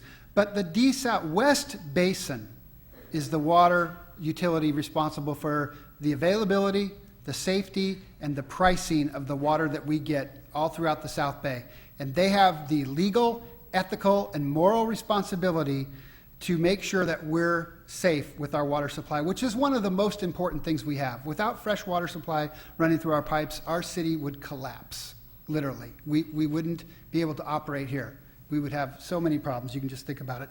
And the idea that we can't build a desalinization plant, it's just anathema to me. I don't understand it, because it works up and down California, and if West Basin thinks that we need it, then we owe them that opportunity to show us. They have the spot, they've scoped the land, it's in the middle of an oil factory, next to a power plant, next to a sewage treatment facility, next to probably one of the biggest airports in the world. So it's not going to disrupt anything. The other thing about toilet to tap is I am not a fan of that. Taking water, purifying it to the level of almost drinkability out of the sewage treatment facility is ripe with problems, like the unintended consequences that could happen. It's not even legal in California right now, and who knows when it will be. So if West Basin decides they need to build that desal plant, I don't think we should oppose it. And you know what? We couldn't stop it if they wanted to do it anyway. Thank you. Mr. DeToy? So it's not just Hermosa Beach, it's Redondo Beach, Manhattan Beach, I think El Segundo, and also Torrance have all opposed the project. I hope every surfer out there also opposes the project. We need to protect our ocean waters. Right now, desalinization is about twice as expensive as importing the water. It's highly energy inefficient. As I said earlier, a cup of water in Hermosa Beach, about 20 to 30 comes from our groundwater. The other remaining 70 to 80% comes from either the Colorado River or our Sierras. That being said, we definitely need to work on lessening our reliance of this imported water, and that's through improving our stormwater infiltration projects, renewing our groundwater, increasing our conservation. Because that project, once it sucks in the water, takes the salt out, it's going to release the salt right back into the water. It's going to mess up our marine life, and we're done such a good job of protecting the Santa Monica Bay, and we need to keep improving it. Thank you. Final thoughts on this, Mr. Massey? 3 very quickly. First, as Mr. Detoy mentioned, desalination is cost ineffective. It's the most expensive water you can get, so it makes no economic sense. Additionally, I'll just point out that West Basin does not provide our drinking water. The water that they recycle and provide goes to industry in our area. And lastly, the argument that there's already a power plant, oil refinery, and airport down there, so we might as well put a desal plant down there, isn't one that I find persuasive. Thank you. All right, with this next question, we'll start with Mr. Larson. This is on public-private partnerships. And this is our second to last question. So there's an effort for the city to begin engaging in public-private partnerships. For example, it is becoming increasingly common for municipalities to partner with for-profit companies and corporations to finance large-scale capital improvement projects, such as business improvement districts, city buildings, parks, etc. What is your understanding of the term public-private partnership, and do you support or oppose these efforts, and why? Well, public-private partnerships work in some instances for like big sports stadiums, you know, the Staples Center, if you will. But here in Hermosa, I just don't see that it working. I mean, what are we going to engage with what company to build what? I mean, most companies that can afford to invest this kind of money are great, big, huge Fortune 100 companies. And I don't think that adds to our small town charm. So if we were to like somehow join in with one of our local companies to do something, I don't think we would be selling something to that local company, but maybe they could advertise on some piece of property, but it wouldn't be giving over the property, but that's different than a public-private partnership. So I don't see where the fit is in Hermosa Beach for a public-private partnership, but you know, on occasion they can work when we're investing in new sports stadiums and things like that. Thank you. All right, Mr. Massey. Public-private partnerships, or P3s, can be from simple to complex. Simple would be, as an example, if we went to our businesses along South PCH, where we are starting to have critical mass of home furnishing businesses and restaurants, coffee shops, et cetera, but the lighting isn't terrific. If we went and developed a program and funded it where we could basically go out to all those businesses and say, look, we'll pay to install lights for your facade that will cast a glow onto the sidewalk, light up this corridor. All you have to do is pay for the electricity and maintenance on those lights.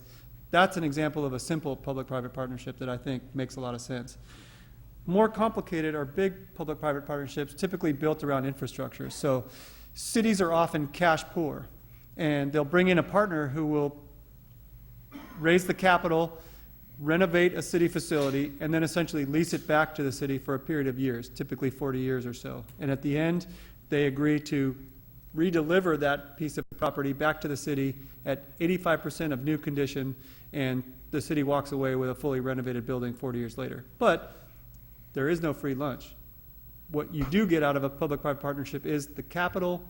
You don't have any of the risk of maintaining the building during your period of time, but you are paying your private partner the cost of the capital that they raised and their cost of maintenance. So you ultimately have to drill down in the details.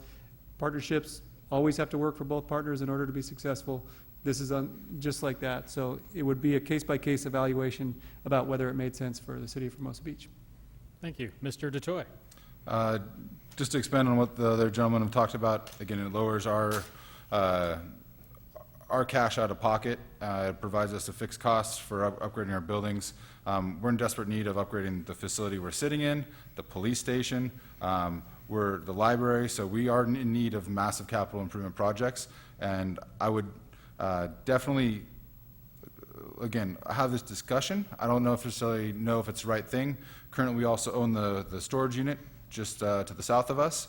And again, if there's a creative way to work with those properties to develop it to get new state-of-the-art property for our community to enjoy the library and hopefully not enjoy the police station, I am definitely open to that idea, but we can have the discussion after I get elected. Thank you.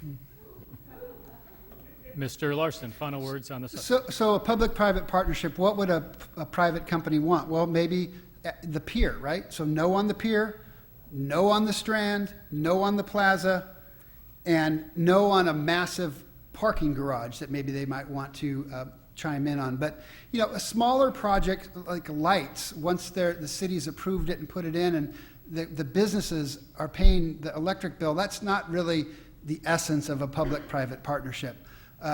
So I don't want to see any of our treasures sold. I don't want to see a public-private partnership with our city buildings. We should own that. And we can remodel these buildings. They don't need to be torn down. We can take the library to historic preservation and remodel it, like the little engine that could. Thank you. And this is our last question prior to us getting to the candidates' final closing statements. And we'll start with Mr. DeToy. This is on the Hermosa Beach ballot measures. There are two new ballot measures on the ballot this year, Measure H and Measure CC. The former would raise the hotel tax in Hermosa from 12% to 14%. The latter would change the city clerk position from an elected position to an appointed position. What are your thoughts on these ballot measures? I'm in favor of both of these ballot measures. Measure H is unopposed right now, and it will increase the TOT from 12 to 14%.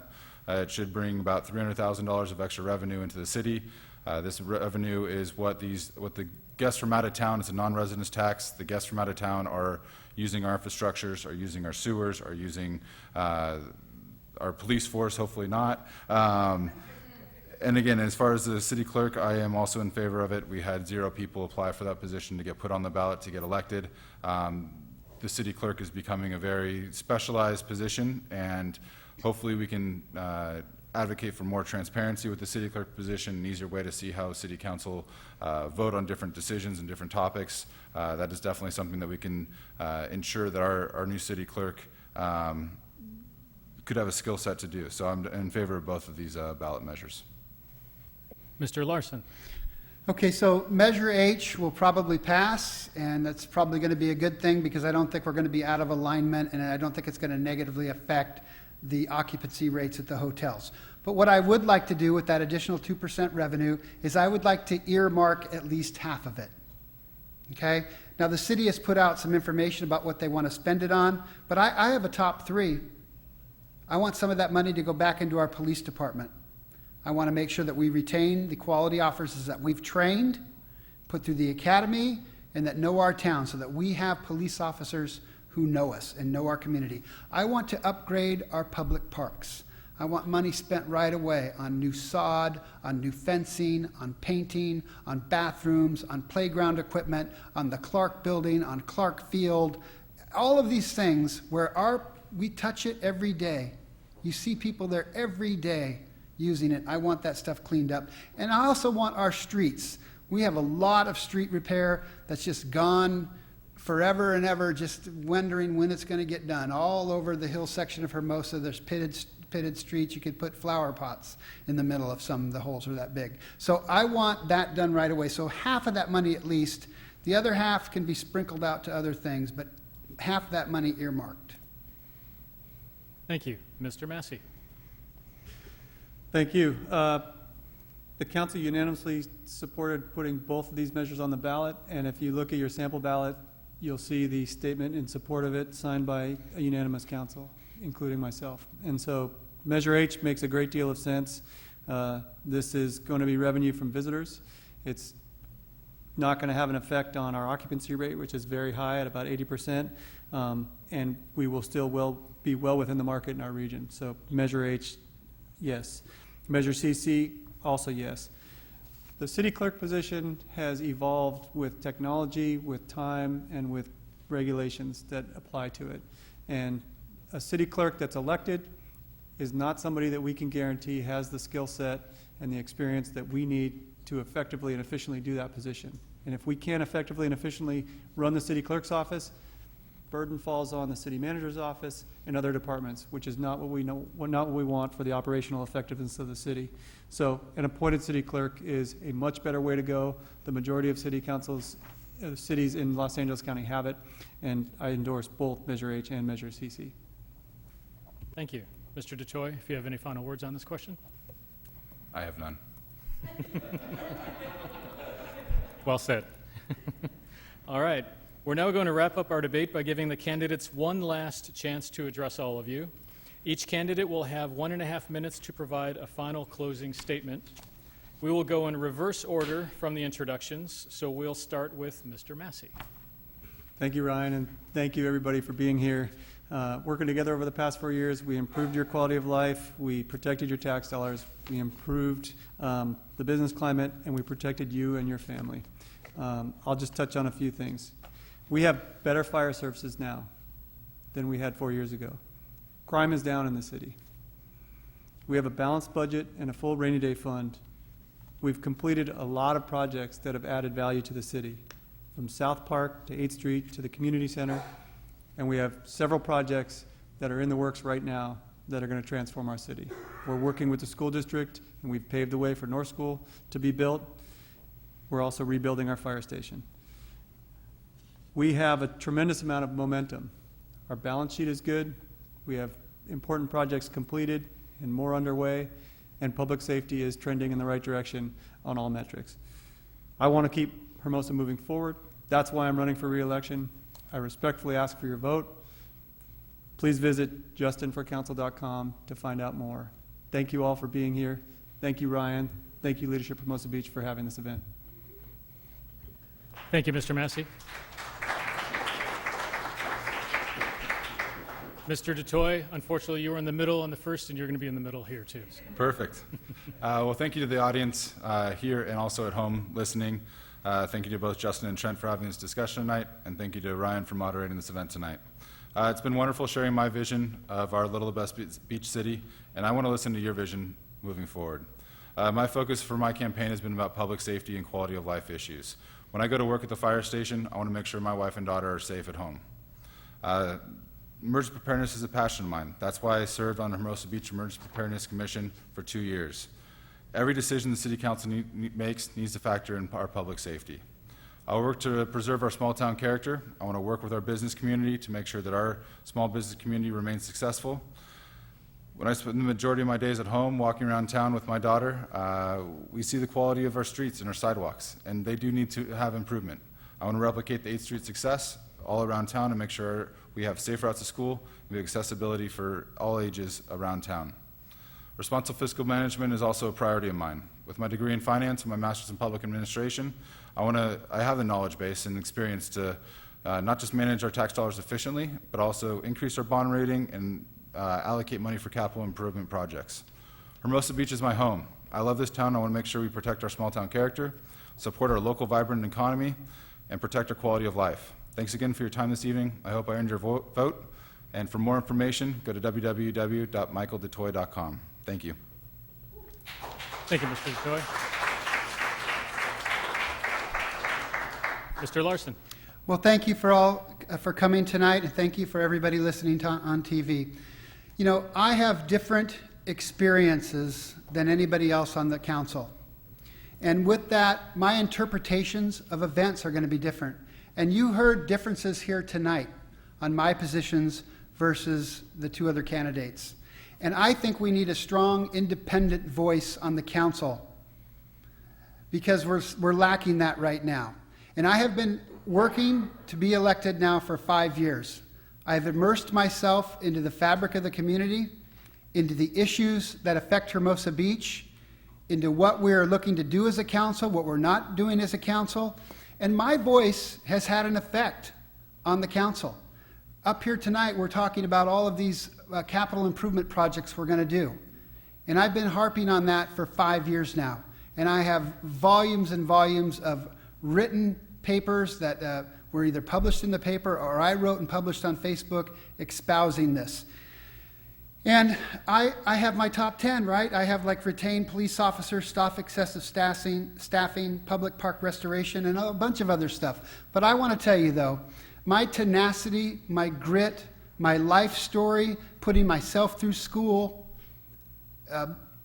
all the things I did athletic-wise, playing football, being a person that has to compete every day in the private sector as a frontline salesperson and have gone through the pit fire of LA sales and come out on top gives me a different perspective and a different tenacity than the other people on this council. And I will make sure that you, the taxpayer, are first and that you get what you deserve, because it's your money that's funding this town, and it's your town, and you need to receive the benefit of what you're paying. And I'm the voice on the council that will stand for you.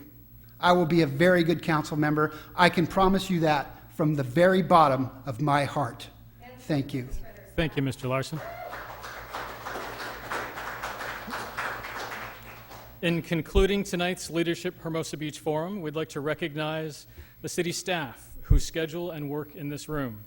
We are very lucky in Hermosa to have this type of access to such a wonderful public space. Let's give another round of applause to everyone behind the scenes in the city who played a large part in making this forum possible.